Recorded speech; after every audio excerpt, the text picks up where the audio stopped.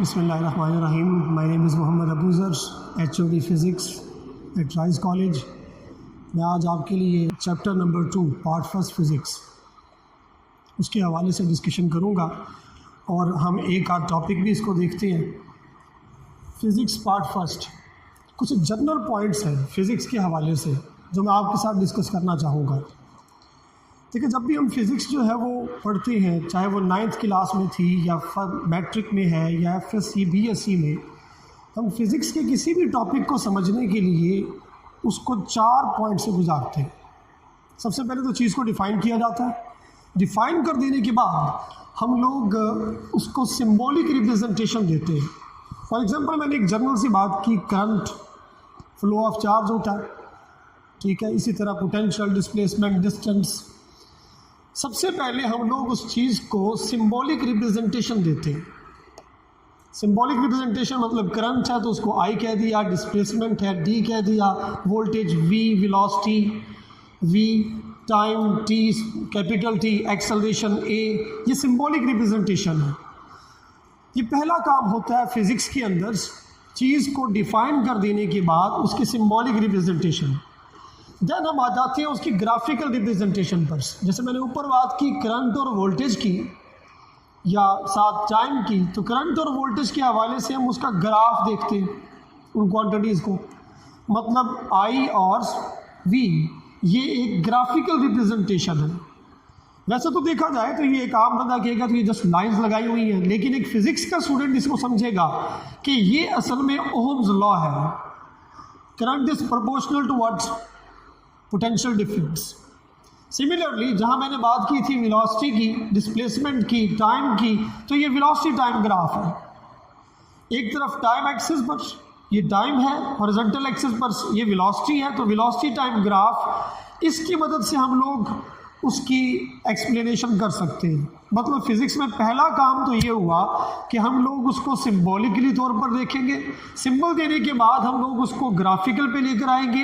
Graphical के बाद जो हमारा काम होगा वो उसको एनालिटिकल ट्रीटमेंट करना है। उस ग्राफ की मदद से या उस डायग्राम की मदद से इक्वेशंस बनाना, सिंबल्स के बीच में मैथमेटिकल ऑपरेशंस को यूज़ करना, ये बेसिक काम हुआ एनालिटिकल। ये तीसरा काम होता है किसी भी टॉपिक को लिखने का। डिफाइन कर लेने के बाद पहला सिंबॉलिक, दूसरा ग्राफिकल, तीसरा एनालिटिकल, उसकी इक्वेशंस बना दी, इक्वेशन फॉर्मिंग कर दी, और लास्ट में हम उसके न्यूमेरिकल्स को सॉल्व करते हैं। जैसे कि मैंने यहाँ एग्जांपल ली थी, V is directly proportional to I। ये ग्राफ में हमें ये बताता है कि V is proportional to I is proportional to V, so V is equal to what? IR। Similarly अगर मैं एग्जांपल लूँ कि वोल्टेज जो है वो 220 वोल्ट है और करंट 10 एम्पियर है, तो रेजिस्टेंस हमारे पास 20 ओम आती है।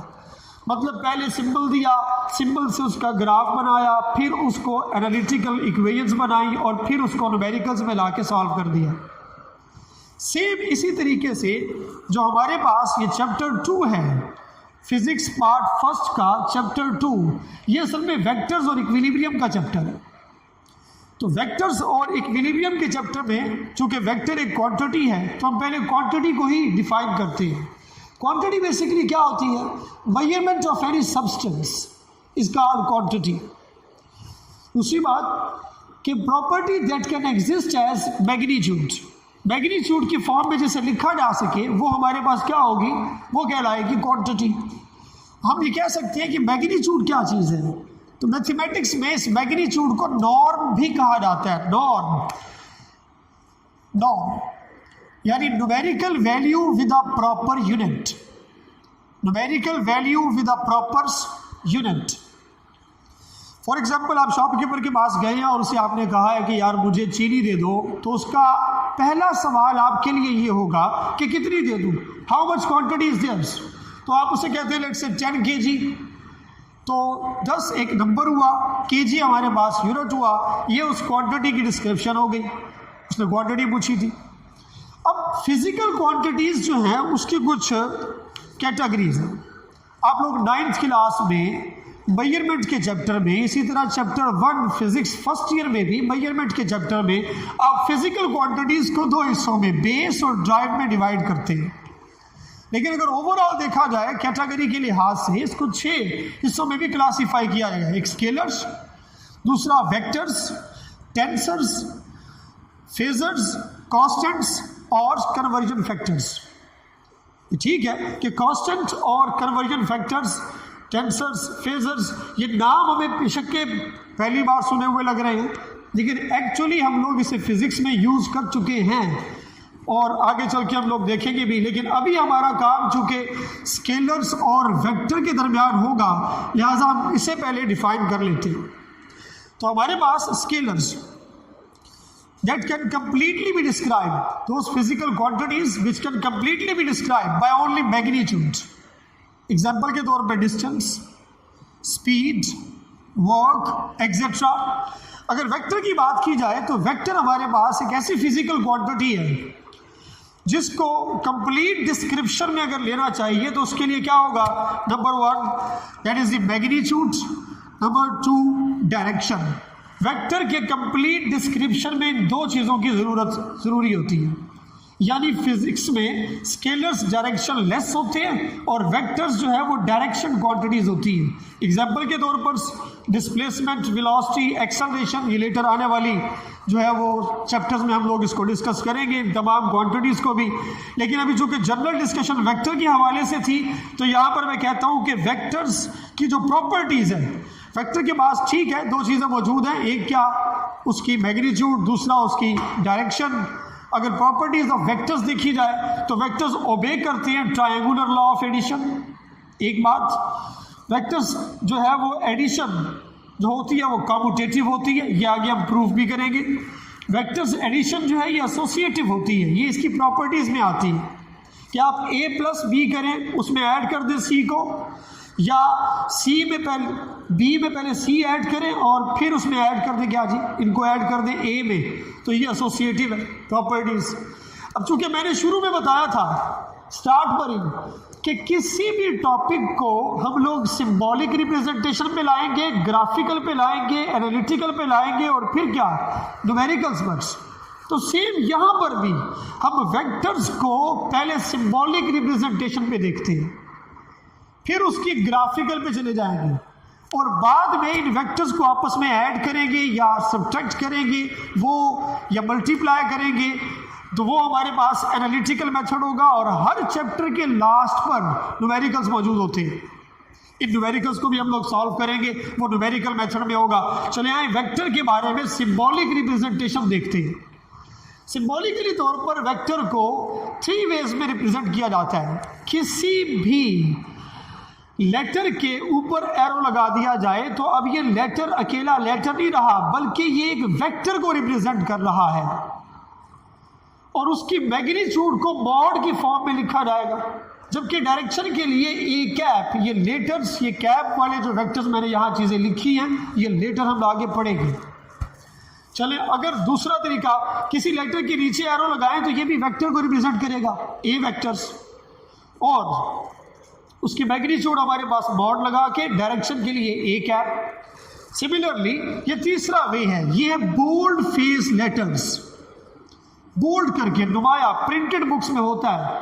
जो बुक आपके पास होगी उसमें ADR ले लें, जो बुक आपके पास होगी उसमें आप लोग कोई मतलब वेलोसिटी है तो वेलोसिटी को भी बोल्ड करके लिखा गया होगा। प्रिंटेड बुक्स में ऐसा होता है, बोल्ड करके लिखा जाता है ADR। ये एक्चुअली डिस्प्लेसमेंट वेक्टर को रिप्रेजेंट कर रहा है, ये वेलोसिटी वेक्टर को रिप्रेजेंट कर रहा है, और इसकी जो मैग्नीट्यूड होगी वो लाइट फेस लेटर से, और डायरेक्शन हमारे पास क्या होगी, ये ए कैप से है।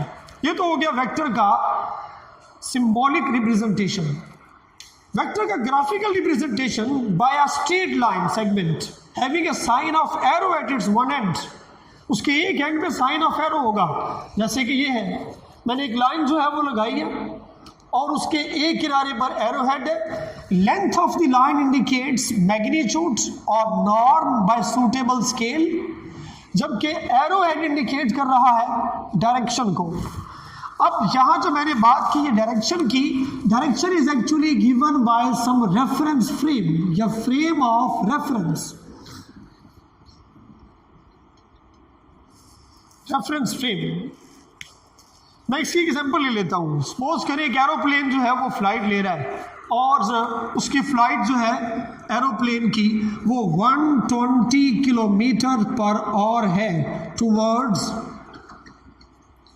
ईस्ट। तो ये तो होगी उसकी मैग्नीट्यूड और ये हो गई उसकी डायरेक्शन। अब जब मैं इसकी फिजिकल ये इधर ग्राफिकल इसका रिप्रेजेंटेशन करूंगा तो 120 किलोमीटर तो बहुत बड़ी लाइन लगाने के लिए तो इतना तो बड़ी लाइन नहीं हो सकती। तो उसका हम लोगों ने हल क्या तलाश किया कि हम लोग चोजन स्केल जो है वो अप्लाई करते हैं। मैं लेट कर लेता हूं कि 30 kilometre per hour is equal to 1 centimetre.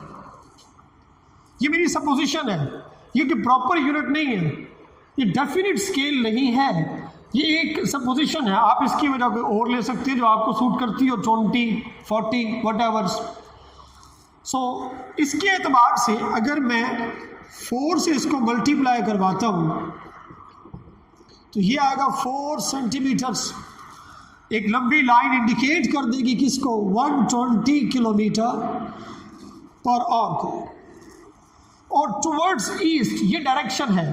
तो डायरेक्शन के लिए रेफरेंस फ्रेम जैसे कि मैंने कहा था, इस तरह की 2 लाइंस आपने देखी होंगी, ऊपर नॉर्थ नीचे क्या साउथ। ये हमारे पास वेस्ट और इधर ये ईस्ट। ये डायरेक्शन के लिए फिजिक्स में यूज किया जाता है। तो डायरेक्शन के लिए जो कि यहाँ पर मैंने कहा था कि डायरेक्शन टुवर्ड्स ईस्ट, तो इसका मतलब ये हुआ कि 4 सेंटीमीटर आप किसी स्केल से लाइन लगाएं। सपोज करें ये 0, ये 1, 2, 3, ये 4, तो 4 सेंटीमीटर आप एक लाइन लगाएं। ये इंडिकेट कर देगा किस चीज को, 120 किलोमीटर्स टुवर्ड्स अर्थ। और एरो मैंने टुवर्ड्स ईस्ट यहां से देख के लिया। अगर यहां ईस्ट की बजाय सपोज करें नॉर्थ होता तो फिर मैं 4 सेंटीमीटर लाइन यू लगाता और उसके अपवर्ड पर यू इंडिकेट कर देता क्या, नॉर्थ डायरेक्शन। ये हो जाता टुवर्ड्स नॉर्थ। टुवर्ड्स साउथ के लिए डाउनवर्ड। तो ये हमारा आज का लेक्चर था जिसमें हम लोगों ने वेक्टर के बारे में सीखा कि वेक्टर की सिंबॉलिक रिप्रेजेंटेशन और उसकी ग्राफिकल रिप्रेजेंटेशन। यहाँ पर कुछ लाइंस आ रही हैं, ये वाली जो हॉरिजॉन्टल वर्टिकल, ये रेफरेंस फ्रेम के तौर पर मैंने यूज़ की। हम लोग लेटर पढ़ेंगे कोऑर्डिनेट सिस्टम के बारे में, वो हमारा इंशाल्लाह अगला लेक्चर होगा। Thank you very much.